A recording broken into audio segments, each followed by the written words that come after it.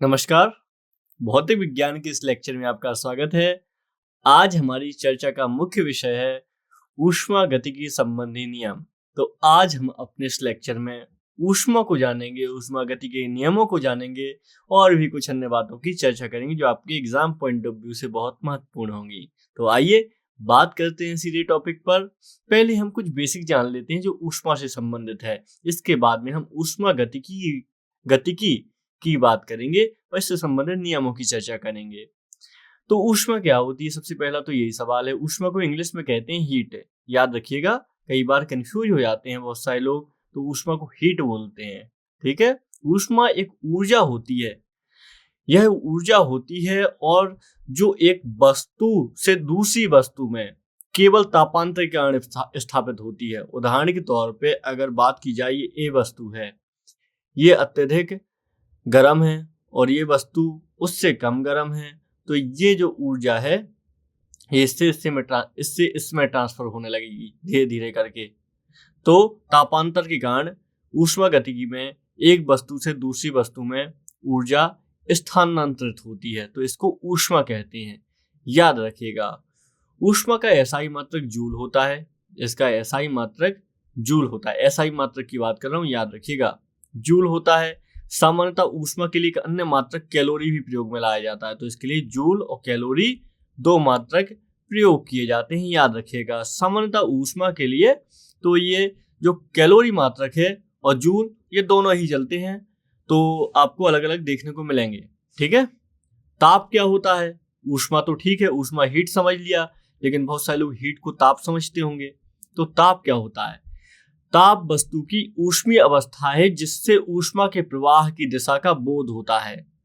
समझिए आप, ताप वस्तु की ऊष्मीय अवस्था होती है, कोई वस्तु में कितनी ऊष्मा है, इसको ताप है। जैसे कुछ बर्तन है तो उसमें ऊष्मा प्रवेश करती है। ऊष्मा की एक अवस्था जो ताप में परिवर्तित, फिर एक बार गर्म होने लगती है, ताप में परिवर्तित हो जाती है। ठीक है। तो उससे ऊष्मा के प्रवाह का हमें बोध होता है। ऊष्मा सदैव अधिक ताप वाली वस्तु से कम ताप वाली वस्तु की ओर स्थानांतरित होती है। पहले ही हमने बात की थी, ए अधिक ताप वाली वस्तु है, बी कम ताप वाली वस्तु है। तो ये अधिक ताप है जो कम ताप की ओर ही जाती है। यही ऊष्मागतिकी का नियम भी होता है। अभी इसको हम अच्छे से आगे पढ़ेंगे, लेकिन अभी हम बहुत बेसिक देख रहे हैं। तो ताप, याद रखिएगा, ऊष्मीय अवस्था ये होती है। ताप भी ऊष्मीय अवस्था होती है। ठीक है। इससे ऊष्मा के प्रवाह का बोध होता है और ये अधिक ताप वाली वस्तु से कम ताप वाली वस्तु की ओर ऊष्मा प्रवाह होती है। ताप मापन, तो ताप होता है तो इसका मापन भी होता है। ताप मापन कई तरीके से होता है और बड़े लेवल के ताप जो होता है, अत्यधिक ताप होता है जिसमें कई हजार सेंटीग्रेड होता है, उसके लिए अलग ही पैमाने होते हैं। लेकिन जो कम ताप होता है, जो शरीर का तापमान होता है, कुछ आपका नॉर्मल टेम्परेचर होता है, इसके लिए कुछ पैमाने उपयोग किए जाते हैं। इसमें पहला पैमाना है सेल्सियस पैमाना। सेल्सियस पैमाना, ठीक है। इसमें क्या होता है? इस पैमाने में ताप के सेल्सियस स्केल पर बर्फ का गलनांक 0 डिग्री सेंटीग्रेड और जल का क्वथनांक 100 डिग्री सेंटीग्रेड होता है। क्या होता है? सेल्सियस पैमाने में सेल्सियस स्केल पर बर्फ का जो गलनांक है ये 0 डिग्री सेंटीग्रेड होता है। ठीक है। और जल का क्वथनांक यानी बॉइलिंग पॉइंट, जल उबलने का पॉइंट है, तो ये कितना होता है? 100 डिग्री सेंटीग्रेड। ये दोनों अलग अलग हैं। ये गलनांक है, ये क्वथनांक है। एक मत करिए, गलनांक मतलब और क्वथनांक ये बॉइलिंग टेम्परेचर है और ये जमने वाला टेम्परेचर है। तो सेल्सियस ताप पैमाने में ताप के सेल्सियस स्केल पर बर्फ का गलनांक जो होता है, जमने वाला पॉइंट 0 डिग्री सेंटीग्रेड और क्वथनांक 100 डिग्री सेंटीग्रेड होता है। एक और बात कर लेते हैं दूसरे पैमाने की। ये है आपका केल्विन पैमाना। केल्विन पैमाने में क्या होता है? इसमें बर्फ का गलनांक जो होता है, बर्फ का गलनांक जो होता है, ये 273 केल्विन होता है, तथा जल का जो क्वथनांक होता है, बॉइलिंग पॉइंट होता है, ये होता है 373 केल्विन। ठीक है। तो इस बात से क्या पता चलता है हमें कि सेल्सियस पैमाने पर 0 डिग्री का ताप केल्विन पैमाने पर 273 के बराबर होता है। हमें ये पता चलता है, यानी जो 0 डिग्री सेंटीग्रेड था इक्वल टू 273 केल्विन के बराबर होता है। हमें यही तो पता चलता है। बर्फ का 0 डिग्री सेंटीग्रेड, यहाँ पे बर्फ का 273 केल्विन, यानी 0 बराबर 273। तो ऐसे हम याद रख सकते हैं, इसको समझ सकते हैं। ठीक है, कुल मिला के अगर हम और भी देखें तो केल्विन पैमाने का ताप इक्वल टू हो जाएगा सेल्सियस पैमाने पर ताप प्लस 273 उसमें जोड़ना पड़ेगा, तब हमको केल्विन के हिसाब से तापमान मिलता है। सेंटीग्रेड में आपको 273 जोड़ने होते हैं, तब आपको केल्विन में तापमान प्राप्त होता है। ठीक है, एक होता है तीसरा पैमाना भी होता है, और ये है तीसरा पैमाना फ़ारेनहाइट। इसको फ़ारेनहाइट भी बोलते हैं, फ़ारेनहाइट। वैसे बोलने के लिए फ़ारेनहाइट बोलते हैं, लेकिन है तो फ़ारेनहाइट ही है ये। ठीक है, एक मात्रा है फ़ारेनहाइट। इसमें क्या होता है, फ़ारेनहाइट में इस पैमाने पर बर्फ का गलनांक 32 डिग्री फ़ारेनहाइट तथा जल का क्वथनांक, जल का जो क्वथनांक है यानी बॉइलिंग पॉइंट है 212 डिग्री फ़ारेनहाइट अंकित होता है। आप यहाँ पे आपने देखा बर्फ का गलनांक कितना 0 डिग्री सेंटीग्रेड होता है, यानी 0 degree centigrade equal to 32 degree Fahrenheit होता है। आपको ऐसे समझना है। और यहाँ पे 100 डिग्री सेंटीग्रेड का मतलब 212 डिग्री फ़ारेनहाइट होता है। आपको इस तरीके से चीजें समझनी है। ठीक है, याद रखिएगा। तो कुल मिला के सेल्सियस और फ़ारेनहाइट पैमाने में क्या अंतर हो जाएगा आप देखेंगे इसमें। तो ये भी दोनों काफी रिलेशन इनका आप समझ सकते हैं इस चीज को। ठीक है, चलिए आगे बढ़ते हैं। तो ताप परिवर्तन के प्रभाव आइए देख लेते हैं। ये तीनों चीजें आपको समझ में आई होंगी, आशा करते हैं। ताप परिवर्तन के प्रभाव क्या होते हैं? तो ताप बढ़ाकर ठोस को द्रव में बदला जा सकता है। ठीक है, ताप बढ़ाकर ठोस को द्रव अवस्था में और द्रव को गैसीय अवस्था में बदला जा सकता है। हम ये जानते हैं बहुत अच्छे से। कैसे जानते हैं?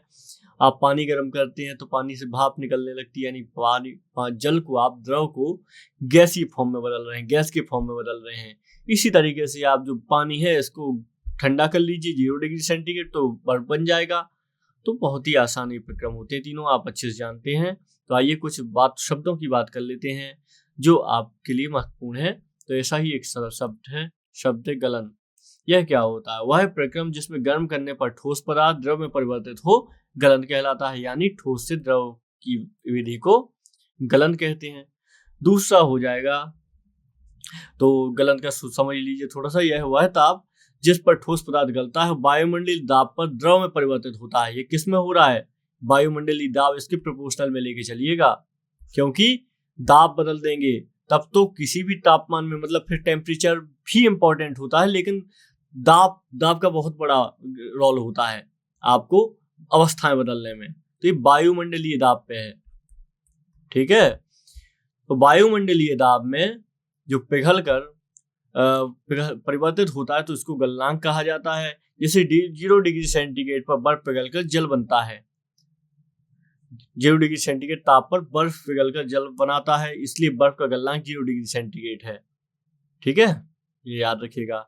हालांकि विभिन्न ठोसों के अलग अलग गलनांक होते हैं। आप देखेंगे जैसे बर्फ का गलनांक कितना हो गया 0 डिग्री, मोम का गलनांक कितना हो जाएगा? बर्फ का हमने देखा था 0 डिग्री सेंटीग्रेड, मोम का कितना हो जाएगा? मोम इसका हो जाएगा 63 डिग्री सेंटीग्रेड गलनांक। ठीक है, मोम है ये, जो मोमबत्ती होती है ना, वो वाला मोम।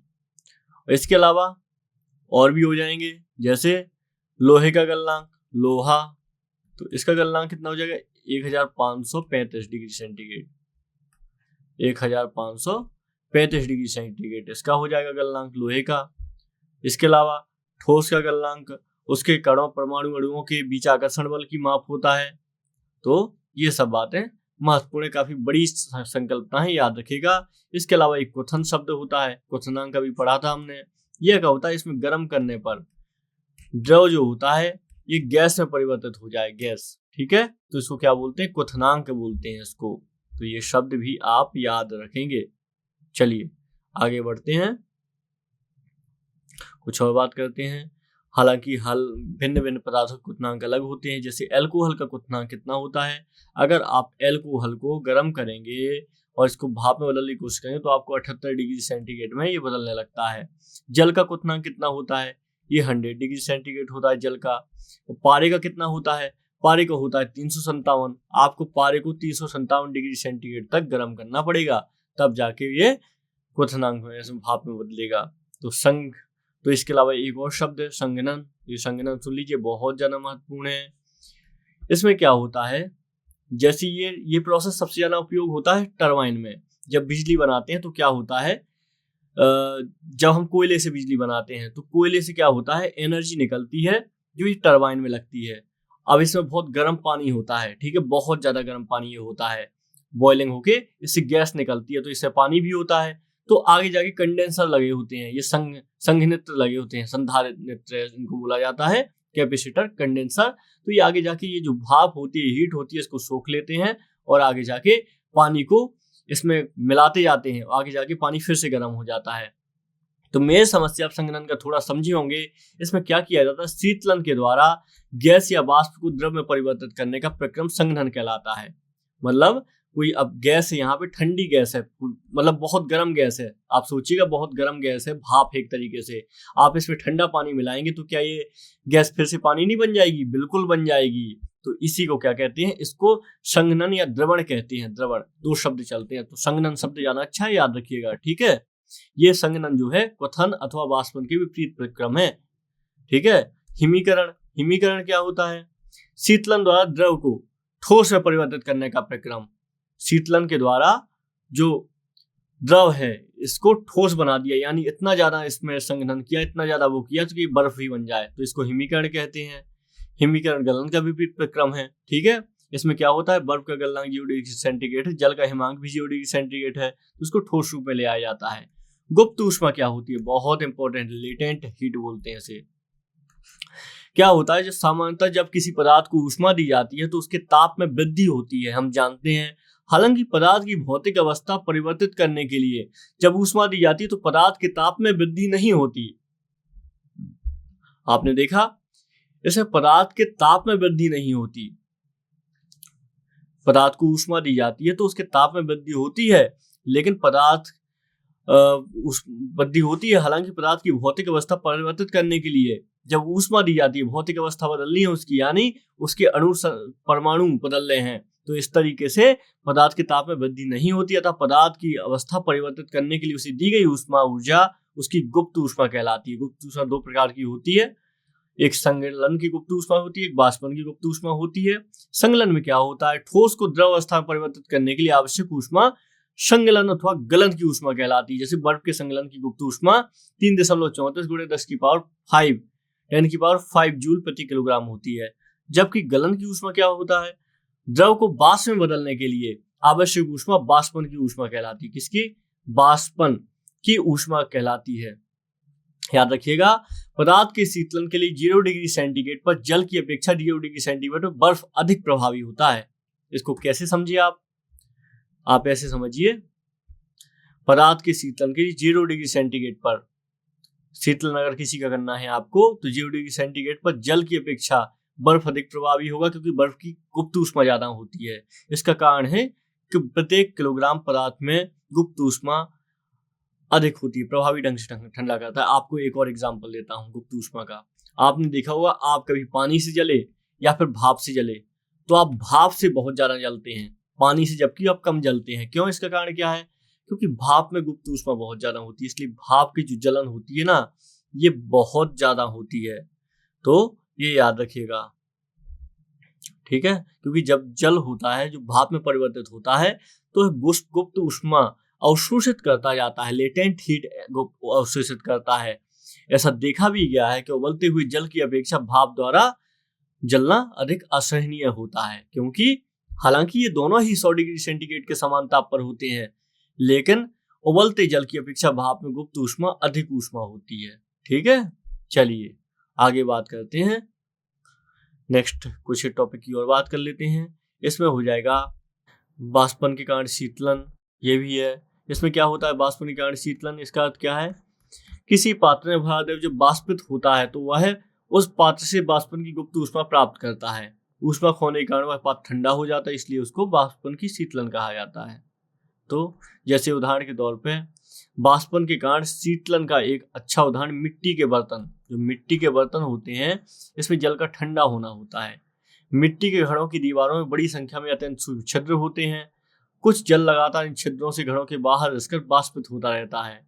तो इसलिए क्या होता है, बाष्पन के लिए आवश्यक गुप्त ऊष्मा मिट्टी के बर्तन तथा शेष जल से प्राप्त होती है। इस प्रकार घड़ी में शेष जल ऊष्मा को खो देता और ठंडा हो जाता है। ठीक है, ये आपने ऊष्मागति संबंधित कुछ बेसिक चीजें पढ़ी। इसके अलावा एक और एग्जांपल देते हैं, पंखा। पंखा हमारी त्वचा से निकलने वाले पसीने के कारण बाष्पन की दर को बढ़ाता है, जिससे हमें शीतलता प्राप्त होती है। क्या करता है, जो पसीने की बाष्पन दर को बढ़ाता है। ये मतलब जो जितनी जल्दी पसीना आपको आएगा उतनी जल्दी पसीना उड़ेगा, भाप बनने की प्रोसेस होगी, इसलिए हमको ठंडा महसूस होता है। जो डेजर्ट रूम कूलर में शीतलन जल के बाष्पीकरण होता है, डेजर्ट रूम कूलर में शीतलन जल के बाष्पीकरण होता है। डेजर्ट कूलर गर्म तथा शुष्क दिनों में अधिक शीतलन करता है, तो क्योंकि ये भी इसी तरीके का उपक्रम यूज करता है। तो ये आप सब याद रखेंगे, ठीक है। और बहुत ज्यादा ये महत्वपूर्ण हमने चीजें पढ़ी हुई हैं जो आपकी किससे संबंधित थी, सीधे थर्मोडायनेमिक्स से संबंधित थी। और थर्मोडायनेमिक्स से क्वेश्चन आते हैं एग्जाम में, याद रखिएगा। इसलिए इसको बहुत ही अच्छे तरीके से और शानदार तरीके से तैयार कीजिएगा इस टॉपिक को, ठीक है। चलिए आगे बढ़ते हैं। अब एग्जाम्पल यहाँ पे दिए हुए हैं आपके फर्स्ट लॉ ऑफ थर्मोडायनेमिक्स की। आइए था फर्स्ट लॉ ऑफ थर्मोडायनेमिक्स की अब बात कर लेते हैं।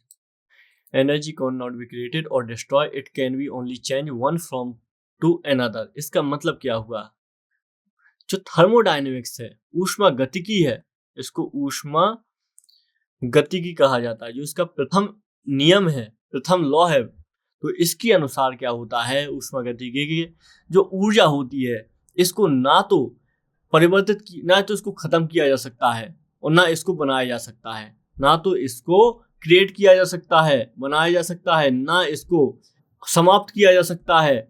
ऊर्जा को सिर्फ आप एक फॉर्म से, यानी एक तरीके से दूसरे तरीके में सिर्फ बदल सकते हैं। इसके अलावा ऊर्जा का आप कुछ नहीं कर सकते, कुछ नहीं बिगाड़ सकते, ये उसका मतलब हुआ। तो ऊर्जा को ना उत्पन्न किया जा सकता है, ना समाप्त किया जा सकता है। इसको सिर्फ एक तरीके से दूसरे तरीके में बदला जा सकता है। इसको कहते हैं फर्स्ट लॉ ऑफ थर्मोडायनेमिक्स, ठीक है। चलिए तो इसमें आइए इसके एग्जाम्पल कुछ देख लेते हैं।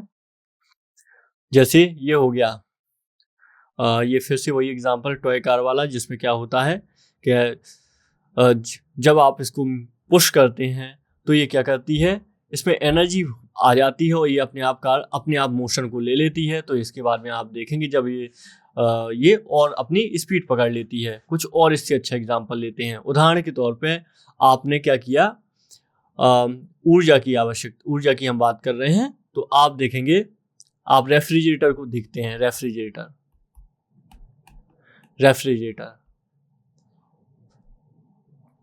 आप देखते हैं, जनरेटर, ठीक है। आप देखते हैं माइक्रोफोन। तो ये क्या है, ये सब चीजें। इसके अलावा आप बैटरी देखते हैं, बैटरी। तो ये सब चीजें क्या हैं, आप बैटरी के बारे में देखेंगे तो बैटरी में क्या डालते हैं, सल्फ्यूरिक अम्ल हम डालते हैं। तो ये जो H2SO4 यानी सल्फ्यूरिक अम्ल हम डालते हैं, ये क्या देती है, बैटरी देती है हमको विद्युत ऊर्जा। कौन सी ऊर्जा, विद्युत ऊर्जा। किससे, H2SO4 का मतलब क्या हो गया, रासायनिक ऊर्जा से। रासायनिक ऊर्जा को ये किस में बदलती है, बैटरी, विद्युत ऊर्जा में। तो इसका मतलब क्या हुआ, यहाँ से रासायनिक ऊर्जा दिया आपने, यहाँ से विद्युत ऊर्जा मिल गई। यही तो है, ना तो एनर्जी खत्म किया जा सकता, बनाया जा सकता, ये अपने एक फॉर्म से दूसरे फॉर्म में बदलती है। तो देखिए रासायनिक से विद्युत में बदल गई, है ना। इसी तरीके से जनरेटर में देखते हैं, आप देखेंगे जनरेटर चलता है किससे, पेट्रोल वगैरह यूज करके चलता है। तो ये क्या करता है जनरेटर, ये इसको यांत्रिक एनर्जी से चलता है और ये यांत्रिक एनर्जी को किससे बदल देता है, विद्युत ऊर्जा में, ठीक है। ये विद्युत ऊर्जा बदल देता है यांत्रिक ऊर्जा को। इसके अलावा माइक्रोफोन क्या करता है, इसको विद्युत ऊर्जा प्राप्त होती है, विद्युत ऊर्जा इसको प्राप्त होती है और ये किस में बदल देता है, इसमें बदल देता है श्रवण ऊर्जा में, या फिर हमको जो सुनाई देता है, जो हमको बातचीत सुनाई देती है, तो उसमें ये बदल देता है। तो इस तरीके से आप देखेंगे एनर्जी हमेशा एक फॉर्म से दूसरे फॉर्म में बदलती है, कभी एनर्जी खत्म नहीं होती है। जैसे कि आप हिंदू धर्म में जानते हैं आप आत्मा की संकल्पना, तो आत्मा को आप जानते हैं बुद्ध कहते थे कि कर्म बच जाते हैं, प्रतीत समुत्पाद। तब जाके दूसरा जन्म होता है। यानी वो भी बात करते थे कि जो आत्मा होती है, एनर्जी है आत्मा, और ये कभी खत्म नहीं होती, ये आगे अगली जल के फिर से आपको मिल जाएगी। तो इस तरह की आपको एग्जाम्पल याद रखनी चाहिए। चलिए आइए सेकेंड लॉ की बात कर लेते हैं, यानी ऊष्मागतिकी का द्वितीय नियम। ये क्या है? इसमें है heat naturally flow from hot thing to colder thing. यानी क्या हुआ, जो ऊर्जा होती है, ऊष्मा होती है, ये ऑटोमेटिकली ऊष्मा होती है, ये ऑटोमेटिकली ज्यादा ऊष्मा से हमेशा कम ऊष्मा की तरफ जाती है। ये हमेशा ऊष्मा ज्यादा ऊष्मा से कम की तरफ जाती है। ये ऊष्मागतिकी का दूसरा नियम होता है, वही होता ही होता है, चाहे देश काल परिस्थितियां कुछ भी हो, लेकिन ऊष्मा का अपना एक क्रम होता है चलने का, और ऊष्मा उसी क्रम से चलती है। इसको बोलते हैं ऊष्मागतिकी का द्वितीय नियम। ये नियम भी आपके लिए बहुत ज्यादा महत्वपूर्ण है।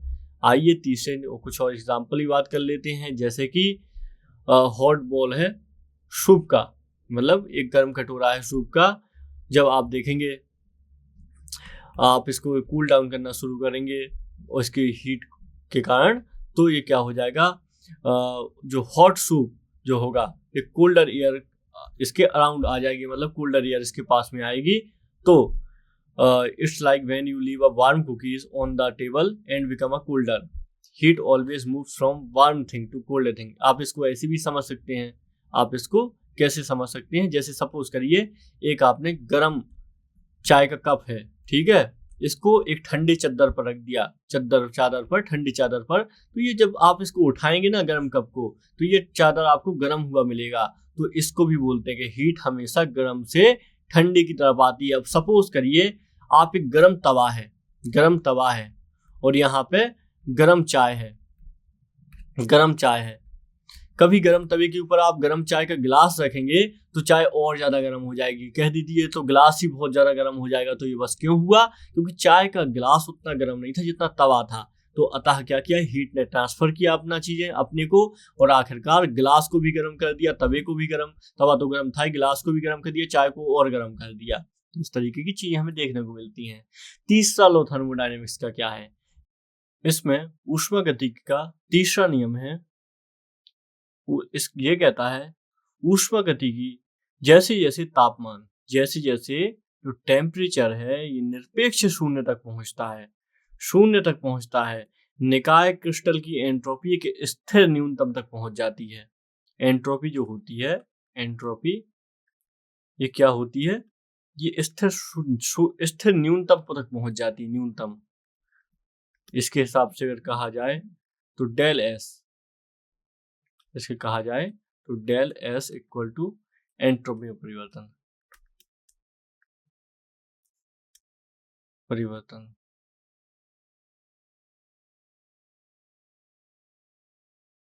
तो इस तरीके से अगर हम इसको संक्षेप में कहें तो ऊष्मागतिकी का तीसरा नियम हमें निरपेक्ष शून्य तापमान पर एक आदर्श क्रिस्टल की एंट्रोपी के बारे में बताता है। ठीक है, निरपेक्ष शून्य तापमान पर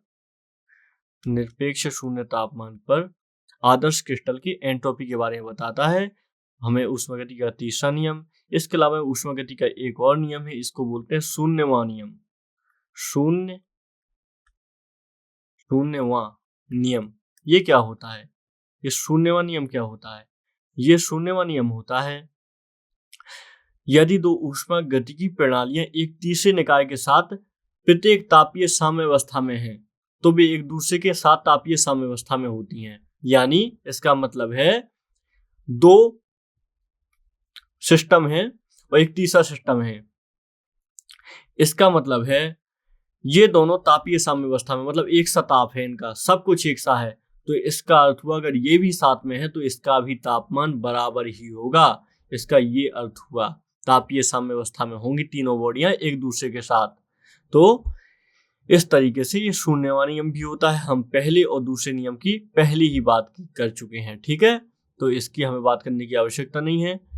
तो दूसरे नियम की भी हम बात कर चुके हैं, जिसमें क्लॉसियस का कथन था एक स्वकार्यत मशीन के लिए एक बाहरी कारक की सहायता के बिना एक गर्म निकाय से ठंडे निकाय में ऊष्मा स्थानांतरण असंभव है। तो इसके बारे में हम दूसरे नियम के बारे में पढ़ा था। इसके अलावा केल्विन प्लैंक ने कहा था कि एक इंजन को डिजाइन करना असंभव है जो ऊष्मा को बाहर निकालता है और किसी अन्य प्रभाव का उत्पादन किए बिना इस कार्य में पूरी तरह से उपयोग करता है। तो इस तरीके से आपको ये नियम महत्वपूर्ण है जो हमारे संबंधित है एग्जाम से। ठीक है, चलिए तो आगे बढ़ते हैं, फिर से देखते हैं कुछ और। यह एग्जाम्पल लिखा हुआ है जो हम इसको पहले ही समझ चुके हैं एग्जाम्पल से। तो हीट एंड वर्क, ये हम हीट एंड वर्क को पहले ही समझ चुके हैं शुरुआती लेक्चर में। हम इसकी सारी बातें कर चुके हैं शुरुआत में, हीट एंड वेव वर्क से संबंधित। आइए कुछ और बात करते हैं। तो अभी हमने कुछ टाइम पहले एक शब्द तो अभी हमने एक शब्द देखा था, एंट्रोपी। एंट्रोपी आखिर क्या अर्थ है इस शब्द का? एंट्रोपी एक भौतिक राशि होती है ऊष्मागतिकी में। ये क्या कार्य करती है? जो सीधे मापी नहीं जाती बल्कि इसकी गणना की जाती है, इसका कैलकुलेशन किया जाता है। इसका प्रतीक होता है एस, एंट्रोपी का। इसको कैसे समझें? किसी निकाय की कुल ऊर्जा का वह भाग जिसे उपयोग में नहीं लाया जाता है। आपको पता है चाहे वो कोई भी एनर्जी हो, पूरे 100% हम यूज नहीं कर पाते, कुछ भाग उसका खराब ही हो जाता है, तो कुछ भाग उसका वेस्ट जाता है, तो उसको क्या कहते हैं? हालांकि वो एनर्जी खराब नहीं होती, लेकिन आपके जो आपने सिस्टम बनाया उस सिस्टम उसको एनर्जी को नहीं रख पाता है। तो इसमें क्या होता है? किसी निकाय की कुल ऊर्जा का वह भाग जिसे उपयोग में नहीं लाया जाता है। ठीक है, जिसको उपयोग में नहीं लाया जाता है इसको कहते हैं। दूसरे शब्दों में कहें, कार्य में नहीं बदला जा सका, मतलब पूरी ऊर्जा को, आप ये 100% ऊर्जा है तो आप इसको कार्य में सब कुछ नहीं बदल सकते ना। इसमें आपको मैक्सिमम, अगर आपकी जो मशीन होगी सबसे अच्छी होगी मशीन दुनिया की, तो 99% कार्य बदल पाएगी, यानी 1% का लॉस हो गया, 1% एंट्रोपी। तो इस तरीके से तो थर्मोडायनेमिक्स हमने बहुत सारी चीज़ें इसके बारे में समझी। हमने समझा थर्मोडायनेमिक्स विज्ञान की वह शाखा है जिसमें केवल ऊष्मा के कार्य में परिणत होने अथवा कार्य के ऊष्मा में परिणत होने का विवेचन किया जाता है। और इस तरीके से अब इसका क्षेत्र भी अत्यधिक विकसित हो गया है और ताप संबंधी सभी बातों का भी अब इसमें हम अध्ययन करते हैं। आपसे हमने इन सब बातों की चर्चा की थी। इसके अलावा हमने इसके कार्य क्षेत्र को भी देखा, हमने इस कार्य क्षेत्र को भी देखा, हमने इसके सिद्धांतों की बात की कि किस तरीके से ये सिद्धांत, 4 सिद्धांत हैं। 19वीं शताब्दी में मध्य में ऊष्मागति के 2 सिद्धांतों का प्रतिपादन किया गया था जिन्हें प्रथम और द्वितीय सिद्धांत कहते हैं। 20वीं सदी में 2 अन्य सिद्धांतों का प्रतिपादन किया, इन्हें शून्यवा व तृतीय सिद्धांत कहते हैं। तो याद रखिएगा। तो इस तरीके से जूल के प्रयोगों, जूल एक वैज्ञानिक थे जिनके नाम पर एक SI मात्रक भी होता है, तो इनके प्रयोगों ने यह सिद्ध किया कि ऊष्मा ऊर्जा का ही एक रूप होता है। तो अगर बात की जाए कि ऊष्मा बड़ा गोला है, ऊर्जा बड़ा गोला है, तो ऊर्जा बहुत ज़्यादा बड़ा गोला हो जाएगा, इसके अंदर में ऊष्मा भी आ जाएगी। ठीक है, बहुत लोग कंफ्यूज रहते हैं, और यह अपनी मात्रा के अनुपात में ही काम कर सकती है। इसी को ऊष्मागति का प्रथम नियम कहते हैं। तो ये आप सब चीज़ें याद रखेंगे, महत्वपूर्ण चीज़ें थी। ठीक है, प्लांक केल्विन के बारे में हमने इसमें पढ़ा, प्लांक केल्विन के बारे में और क्लाउजियस के बारे में पढ़ा हमने। तो ये भी महत्वपूर्ण व्यक्ति थे, ये सब याद रखेंगे। ठीक है, तो चलिए, तो अब इस लेक्चर को हम इसी के साथ यहाँ पे विराम देते हैं और बात करेंगे आगे एक अन्य लेक्चर पर जो विज्ञान से ही संबंधित होगा। इस लेक्चर के लिए इतना ही, बस। नमस्कार।